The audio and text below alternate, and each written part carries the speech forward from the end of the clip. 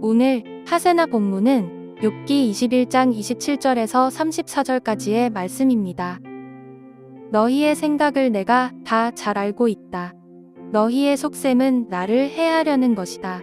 너희의 말이 새도 부리던 자의 집이 어디에 있으며 악한 자가 살던 집이 어디에 있느냐 한다.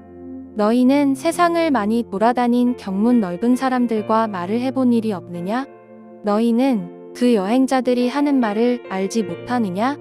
그들이 하는 말을 들어보아라. 하나님이 진노하셔서 재앙을 내리셔도 항상 살아남는 사람은 악한 자라고 한다. 그 악한 자를 꾸짖는 사람도 없고 그가 저지른 대로 징벌하는 이도 없다고 한다. 그가 죽어 무덤으로 갈 때에는, 그 화려하게 가꾼 무덤으로 갈 때에는 수도 없는 조객들이 장래 행렬을 따르고 골짜기 흙마저 그의 시신을 부드럽게 덮어 준다고 한다. 그런데 어찌하여 너희는 빈말로만 나를 위로하려 하느냐? 너희가 하는 말은 온통 거짓말뿐이다. 한 주의 주말입니다. 이날 하나님이 주시는 안식이 높은 뜻 푸른 교회 모든 성도님들과 함께 하셔서 한 주의 고단함을 풀어주시길 기원합니다. 오늘 본문은 소발의 마지막 주장에 대한 욥의 마지막 답변을 담고 있습니다. 이를 살펴보며 그 답을 정리해 보려 합니다. 1절부터 26절에서 욥은 악인이 이 땅에서 형통하고 죽을 때도 편안하며 심판받지 않는다는 것을 말했습니다. 그 목적은 의인도 고난을 받을 수 있다는 것을 말하기 위함입니다. 그러므로 자신의 고난의 무고함을, 자신이 의롭다는 것을 주장하려 한 것이지요. 이렇게 주장한 욥은 자신의 발언을 마무리하며 소발을 비롯한 모든 친구들이 욥 자신을 해하려 한다고 말하지요. 사실 엘리바스, 빌닷, 소발이 직접적으로 욥을 속여서 어떤 해를 끼치려 한 것은 아닐 것입니다. 왜냐하면 세 친구가 그런 일을 함으로 욥에게서 얻을 수 있는 것이 없기 때문입니다. 다만 본문에서 소발로 대표되는 세 친구의 무지함이 욥에게 큰 해가 되었습니다. 그들의 무지한 말들이 욥을 전혀 위로하지 못하고 욥의 남은 마음조차 무너뜨리려 했기 때문입니다. 욥은 친구들의 그런 무지한 속셈을 경계하며 그들의 말을 한 번 더 반박합니다. 그는 친구들이 귀인의 집이 어디 있느냐, 악인이 살던 장막이 어디 있냐고 말했다고 하지요. 수사학적인 표현으로 그런 곳은 없다는 것인데 귀인과 악인이 함께 나오면서 지체 높은 악인을 의미하게 됩니다. 곧 욥의 세 친구는 형통하는 악인은 존재하지 않는다고 말했다는 것이지요. 그러나 욥은 길 가는 사람들에게 물어보라고 합니다. 그들은 세상을 많이 둘러본 자들이기 때문에 형통하는 악인들이 존재한다는 증인이 된다는 것이지요. 이런 증인은 다시금 욥의 무고함에 대한 증인이 되는 것입니다. 이어지는 30절은 번역본마다 조금 다르게 이해합니다. 악인에게 심판의 날이 예비되어 있다고 이해하는 번역도 있고 악인은 심판의 날에서 제외된다고 이해하는 번역도 있습니다. 문맥을 볼 때 후자를 더 바른 번역으로 볼 수 있으며 이어지는 내용들이 이를 증거하지요.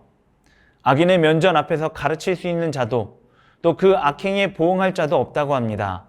또 그 악인이 죽은 후에는 좋은 곳에 묻히며 그의 무덤은 보호를 받습니다. 다만 33절 마지막인 많은 사람들이 그보다 앞서갔으며 모든 사람이 그의 뒤에 줄지었느니라 라는 말씀도 두 가지로 해석될 수 있습니다. 하나는 무수한 장래 행렬을 의미하는 것이고 다른 하나는 악인과 같은 생활 방식을 따르는 자들을 의미하는 것입니다. 전자는 악을 행하며 형통한 자는 죽어서까지 사람들에게 큰 관심을 얻는다는 것이며 후자는 역사적으로 그런 악인들이 많다는 것입니다. 그 의미에 있어서 차이는 있지만 본질적인 뜻은 같습니다. 이 세상에는 악을 행하면서도 승승장구하며 심판을 받지 않는 자들이 있다는 것이지요. 이 모든 말로 소발의 주장을 반박한 욥은 이런 사실을 알면서도 세 친구들이 욥 자신을 헛되이 위로하려고 거짓을 주장했다고 책망합니다. 그리고 이런 책망은 오늘 본문의 첫 절인 27절의 욥, 곧 나를 해하려는 속셈을 생각나게 합니다. 앞서 말씀드린 것처럼 욥의 세 친구는 욥을 해하려 했습니다. 그러나 의도한 것은 아닐 것입니다. 그저 무지함으로 그리한 것이지요. 이 부분에서 무지한 권면은 상대를 해하게 할 수 있다는 것을 생각하게 됩니다. 욥의 친구들이 바로 그러했지요. 이들은 그들 출신 지역의 대표적 지혜자들입니다. 그렇기에 욥이 제시한 증거들을 알고 있었을 것입니다. 그러나 고난당하는 욥 앞에서 그들은 그것들을 다 잊어버리고 욥을 책망하고 정죄한 것입니다. 그러므로 욥으로 하여금 거짓되게 죄를 고백하라고 종용했지요.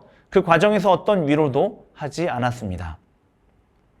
이 부분에서 다시 한번 우리는 우리가 받아야 할 권면과 해야 할 권면을 돌아보게 됩니다.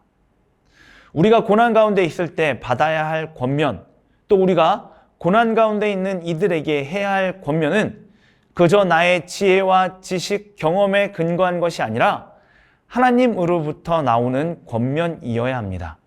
당연하게도 이 권면에는 위로가 포함되어 있습니다. 또 상황 자체에 매몰되지 않고 하나님의 시선으로 보도록 권면받고 권면해야 하죠. 그렇다면 현재 나의 모습을 돌아보시기 바랍니다. 내가 받고 있는 권면은 하나님으로부터 나온 것인지, 또 내가 다른 이들에게 하는 권면은 하나님으로부터 나온 것인지 말합니다. 받은 권면을 분별하고 또 그런 권면을 하기 위해서 우리는 하나님의 말씀을 알고 또 하나님을 가까이 해야 할 것입니다.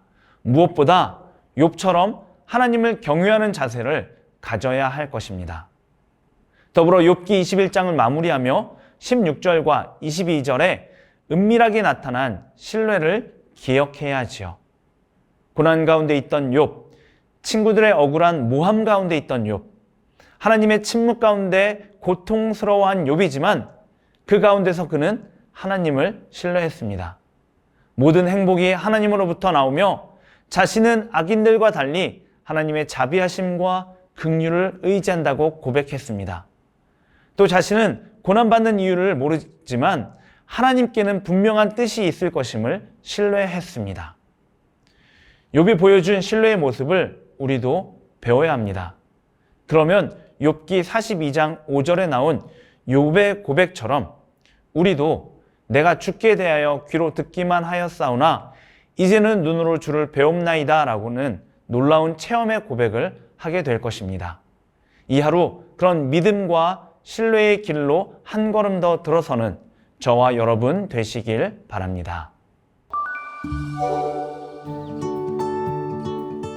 오늘의 하시조는 가족들과 기도 제목을 나누고 그 자리에서 함께 기도하는 것입니다. 하나님께서 하실 일들을 기대하며 함께 기도하면 좋겠습니다. 오늘의 하시조 함께 하시죠.